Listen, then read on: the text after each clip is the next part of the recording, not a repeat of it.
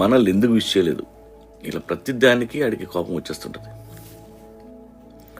నువ్వు సారీ చెప్పొద్దురా, చెప్తే వీకైపోతావు, నిన్ను నువ్వు తగ్గించుకోవద్దు, నీ వాల్యూ నీకు తెలియదు, ఇలా చాలా టిప్స్ మీకు చెప్తుంటాడు.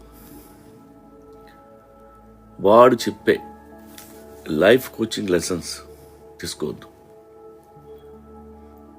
చెల్లి పెళ్ళికి రమ్మని మీ ఫ్రెండ్ పిలిస్తే వద్దురా, 2017లో మీ అక్క పెళ్ళికి రాలేదు, అందుకే నువ్వు వెళ్ళొద్దు అని ఆడు మీకు చెప్తాడు. వీడికి పనికి మాలిన విషయాలన్నీ గుర్తుంటాయి. అందుకే పెళ్లి జరిగితే అక్కడ కొట్టుకునేది మనుషులు కాదు, వాళ్ళల్లో ఉన్న ఈగోలే కొట్టుకుంటాయి.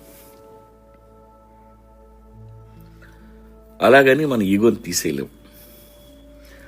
వాడు మన తోడబుట్టిన తమ్ముళ్ళు అంటాడు, మనతోనే ఉంటాడు, మన పక్కనే సోఫాలో పాప్కార్న్ తింటూ చిరాగ్గా కూర్చొని ఉంటాడు. అయితే లోతుగా చూస్తే ఈ ఈగో బ్రదర్ చాలా మంచోడు.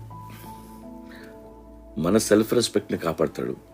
మనం ఎవరి ముందు తగ్గకూడదు, తల వంచకూడదు అని వాడి కోరిక, అంతే. మనల్ని కాపాడే కౌశల్లో ఉంటాడు, కానీ ఒక్కోసారి మనల్ని ఇష్టంగా ప్రేమించే వాళ్ళని కూడా ఏడిపిస్తాడు. ఎవరినైనా హర్ట్ చేసే కెపాసిటీ ఉంది వాడికి. వీడి వలన సొంత తల్లిదండ్రులు కూడా దూరం అయిపోతారు. ఈ ఫ్యామిలీ మెంబర్స్ నీతో మాట్లాడడం మానేస్తారు. అందుకే మీలో ఉన్న ఈగోని దాచిపెట్టండి. ఈగో దాచడం ఒక అందం, అదొక ఆర్ట్. దాయగలిగితే సగం గొడవలతో